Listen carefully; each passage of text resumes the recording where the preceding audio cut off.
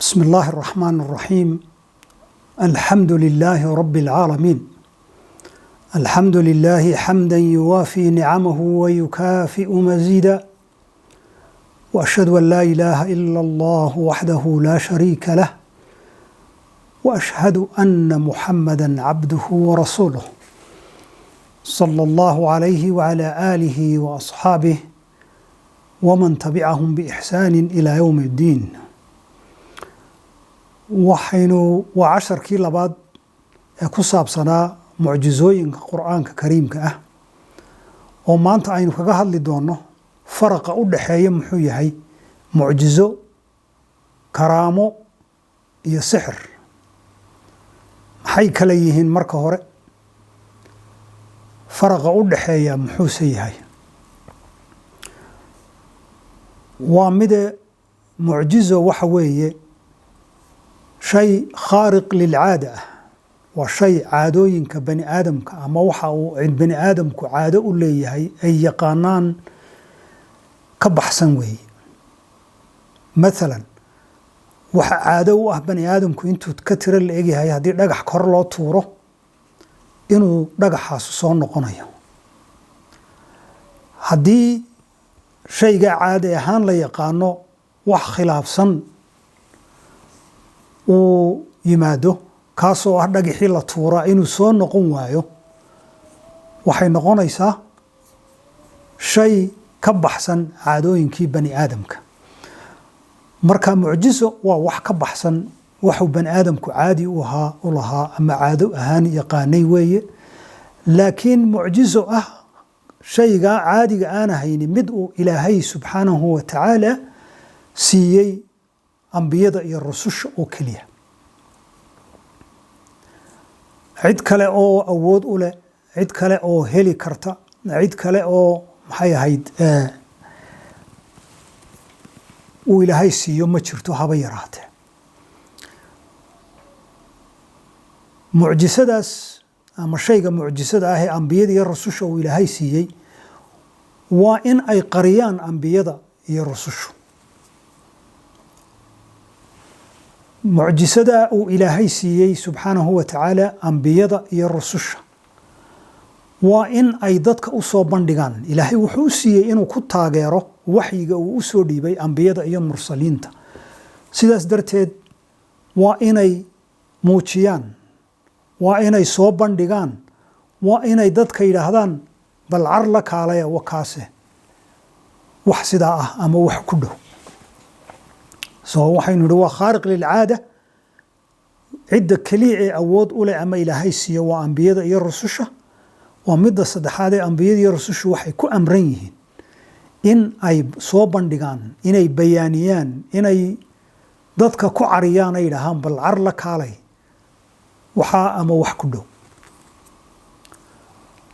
taasu waa mucjisadii ambiyada iyo rususha. karaamadii maxay tahay? iyaduna waa shay ah khaariqun lilcaada. waa sidaynu sheegnay shay caadada ka baxsan, laakiin uu ilaahay siiyo awliyadiisa oo awliyada uu ku taageero in shaa allahu tacaala. balse halkii ambiyada iyo rususha ay ku amranaayeen inay bayaaniyaan, inay soo bandhigaan, inay maxay ahayd dadka ku cariyaan, awliyadu waxay ku amran tahay inay qariyaan karaamada ilaahay siiyo. awliye yaa ah? in shaa allahu tacaala xalaqada saddexaad ayaynu kaga hadli doonaa. awliye yay tahay? oo awliyadu miyay tahay in maxay ahayd sida aynu u naqaano dadka qaarkood intooda badani baan leeyahay dad badani sida u yaqaanaan awliyadu waxay tahay oo inaga qaldan. dariska saddexaad baynu in shaa allahu tacaala ku bayaanin doonaa. karaamada awliyada mucjisada waynu naqaanaa oo dee waynu soo sheegnay markaynu casharkii hore aynu mucjisada ambiyada iyo rususha aynu aada ugu soo bayaaninay. bal maanta aan ku yaro darno karaamada iyo waxay tahay. waynu sheegnay waa khaariq lilcaada, waa shay caadada ka baxsan, ilaahay awliyada siiyey inay qariyaanna ay ku amran yihiin. maxaa ka mid ah karaamada awliyada? وحكمده رزقي وإلهي سينجري مريم عليها السلام كيابيي نبي من أنبياء الله تعالى زكريا مريم هذين صويا رجع بالنشة كذا مركي بيت القدس هو يدد أي جيسي إلهي سبحانه وتعالى وحضرتي إنه نبي الله زكريا ويدنا قصك له إنه كفالقاته ودرياله دبتنا زكريا محراب بيق شيء قل كمسجد كمدا أي دجنيد راشنكو وكانه balse markuu raashinka keeno wuxuu arkaa raashinkii uu keenay intaasoo jeer ka wanaagsan oo u yaala oo mararka qaarkood dhirtii soo go'aysay jiilaalka ayuu arkaa iyadoo cunaysa goor aan jiilaal ahayn oo maxay ahayd shitaa ah mararka qaarkood December oo kale oo ay qabow tahay oo ay maxay ahayd ayuu xabxab arkaya iyadoo cunaysa xabxabkuna goortuu baxo weyn naqaana dadna maalmaha kamida ayuu ku yiri yaa maryamu anni laki hada sidoo ilaahay quraanka inoogu sheegay maryanay raashinkan ajabta ah xagu kaaga yimaada waxay tiri qaalat huwa min indillah ilaahay xaqiisu iga yimaada bay tiri مريم كراموينك إلهي سيئ وحا كمدا إن مركي أموليسي جيت تمر هون تمر لهين وجوغا وقت أن تمر تبردلين إنه رضب إلهي سبحانه وتعالى وقسو دادي مركي وقبس الشهي تمرتو وقسو دادي فكلي واشربي وقري عينا ويلي اللعن وبيو دردر ينا هل كيكو مشي جيت كوستي سمريه ويلي عن وعب إلهي سبحانه وتعالى ومن كرامات مريم عليها السلام يا وحكم بدا كراموين كأوليده نبي الله سليمان عليه وعلى نبينا أفضل الصلاة والسلام هي قصدي بالقيسة دحمرتي وهدهد كأشياء إني ترتب قرد dad haysata aan ilaahay caabudin iyadii dadkeenu oo mushrikiina waa qisada aynu wada naqaan ee quraanka waan idin xasuusinayaa una balse markuu nabiyullaahi sulaymaan yiri alayhi salaam ya keenay arshigeeda qaala alladhi indahu ilmun min alkitab ana aatika bihi qabla an yartadda ilayka tarfuk wuxuu yiri qof uu ilaahay ilmul kitabka siiyay ayaa wuxuu yiri waxaan ku keenaya intaan ishaadu biriqsanin ayaan arshiga ku keenaya qofkaas cilmiga kitaabka ilaahay siiyay keenida uu keenay arshigii balqiisa nabiyullaahi sulaymaan hortiisa waa karaamo kamida min karaamaati alawliyaa isaguna waa waliyun من أولياء الله تبارك وتعالى وحكمده قصصك أين مقلي مثلا كرامات الأولياء نتصيا صدح ذا قف صدح ذا نن سفري النبي إنه شيء كما في صحيح البخاري ومسلم عن عبد الله بن عمر رضي الله عنهما إنه النبي صلى الله عليه وسلم يلي صدح نن أو سفري أي روب حوق كهلا ميل dabeetana god bay arkeen buur ku yaalo way galeen roobkii xooga badnaa baa dhagax weyn soo dhacay oo albaabkii ay ka baxayeen ayuu awday dabeetana inaanay buur qodi kadin way ogyihiin dhagax weyn oo buur afkeed maxay ahayd awdayna way ogyihiin inaanay jebin karin waxay isku waaniyeen inuu qof waloo ka mid yahiba ilaahay ku baryo in dhagaxa ilaahay ka riixo oo ay ka baxaan iyagoo nool waynu ognahay kii ugu horeeyay wuxuu yiri ilaahay waad ogtahay inaan aabbaha iyo hooyaday oo gaboobay hayay oo aan xoolaha u maali jiray intaanay seexanin maalmaha ka mid aan soo daahay dabeetana markaan maalay xoolihii sirisi aan u imid iyaga oo seexday dabeetana habeenkii oo dhan caruurtayduna ay baryayeen inaan caanaha siiyo anna aan la dul taagnaa caanaha oo aan ka baqay inaan toosiyoon raaxadooda yar ka dhex galo oo ilaa waagu baryayay aan la taagnaa ilaahay waad ogtahay haddaan camalkaa dartii u sameeyey amaraadi siisay inaan waalidkay daryeelo ilaahay oo dhagaxa naga riix in yar buu riixay dhagax kii labaad oo aynu isaga soo gaabinayno waa laga yaabaa inay caruuri dhagaysatee ayaa wuxuu ahaa nin lacag urursaday si uu gabadh foolxumo ugu sameeyo ku laaluusho oo deetana lacagtii markuu soo urursaday uu gabadhii u dhiibay dabeetana markuu yidhi foolxumadii samee ay tiri ittaqillaah ilaahay ka cabso oo ilaahay uu ka cabsaday dabeetana ka joogay foolxumadii uu samaynayay ninkaasina uu yidhi ilaahayow haddaad waad ogeyde maalintaa adeecid aan ku adeecayo cabsi aan kaa qabo darteed baan uga joogay ilaahayow dhagaxa naga riixo in yaroo kale uu riixmay laakiin aanay ka bixi karin kii saddexaad wuxuu yidhi ilaahayow waad ogtahayo nin maalle baan lahaayo shaqaale u shaqeeyo mar allaala markii ay shaqadooda dhammaystaan ayaan siin jiray waxay shaqadoodu tahay yowmiyahoodii macnihii balse maalmaha ka mida ilaahow waad ogeyd inuu nin ka midihi anigoon mushqaayadii maalintaasi nin uu iska tegey aniguna meelaan u raaco aan waayey intaasoo sannadood dabadeed uu soo noqdo yidhi waar maalintaydii beriga ahayd maad siinin mushqaayadii maalinta ay sii oo ilaahay waad ogtay mushqaayadda aan u geliyey ari oo arigii batay oon u geliyey lo oo lo'dii badatay oon u geliyey geel oo geeli batay oon shaqaale u qabtay ilaahayoo waad ogay maalintuu ii yimidna markuu yidhi mushqaayadaydii maalintii uu doonayay isagu maalintaasunbuu rabay isii aan idhi waxaasoo ari ah iyo geel iyo lo dhulkaa daaqaya iyo shaqaalaha ka shaqaynaya ayay lacagtaadii maalintaasu kuu noqotee kaxayso oo uu ninkii yidhi waad igu dheeldheelaysaa dabeetana aan ku yidhi kuguma dheeldheelaya waa adigaa lehe kaxayso oo uu kaxaystay ilaaho waad ogtay haddii aan ibtiqaa'an liwajhik yaa rab u sameeyey ilaahayow dhagaxa naga riix oo ilaahay riixay in weyn oo ay ka bixi karaan saddexdaa nin mid walba karaamadoodu ha kala badnaatee ilaahay karaamuu siiyey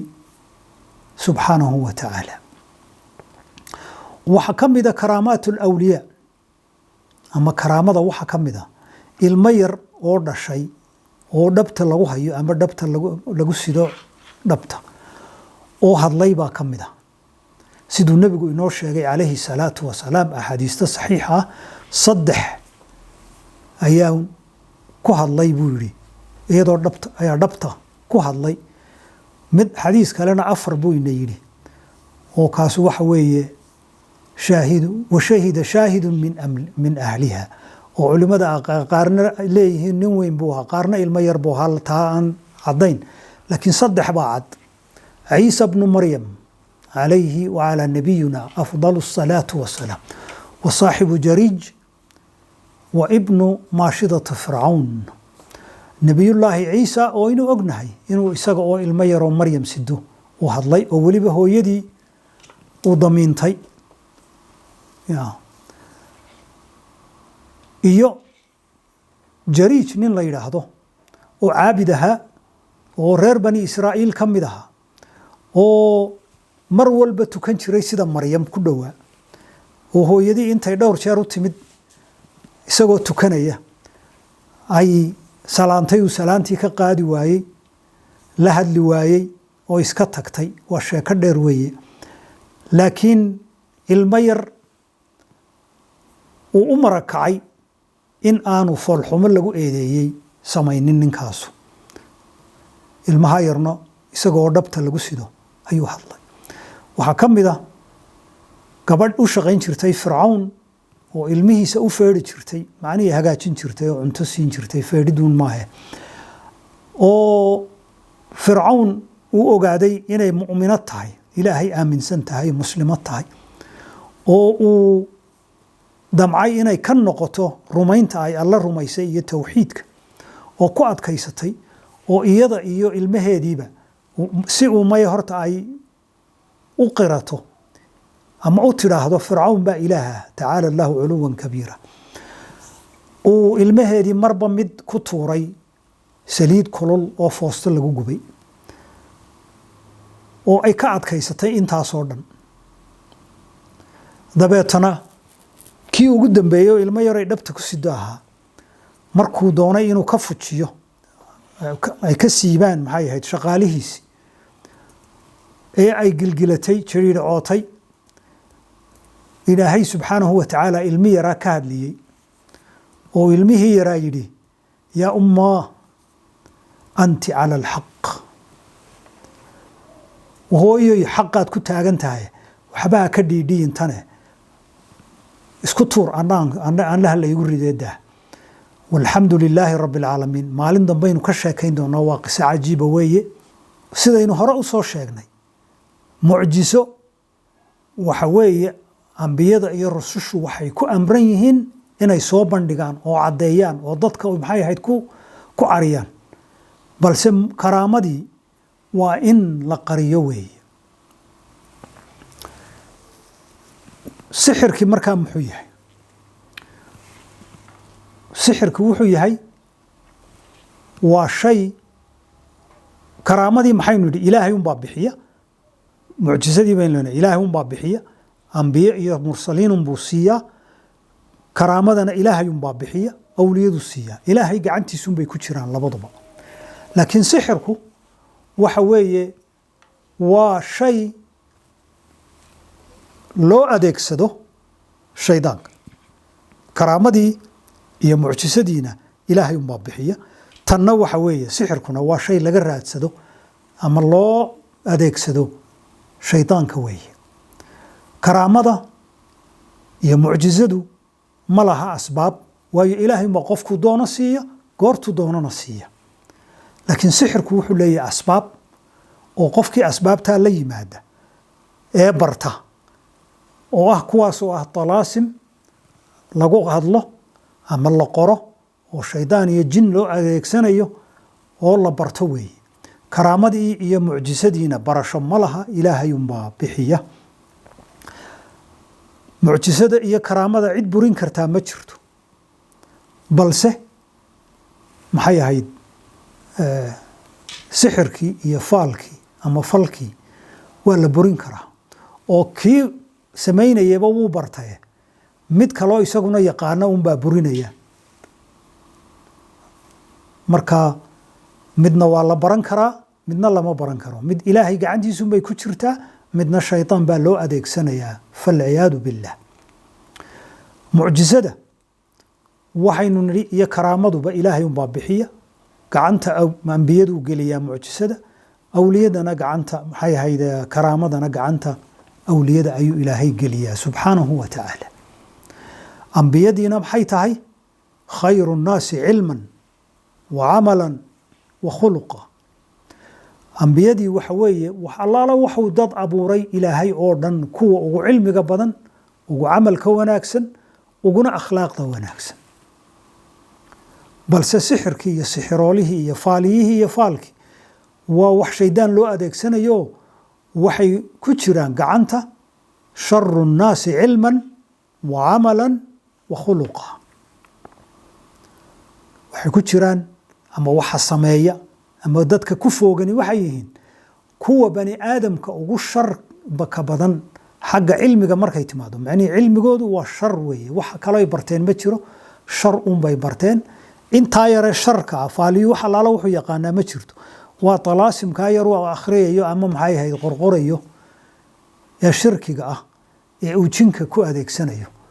iyaga ugu camal xun oo camalkoodu naar buu u jiidayaa iyagaana ugu akhlaaq xun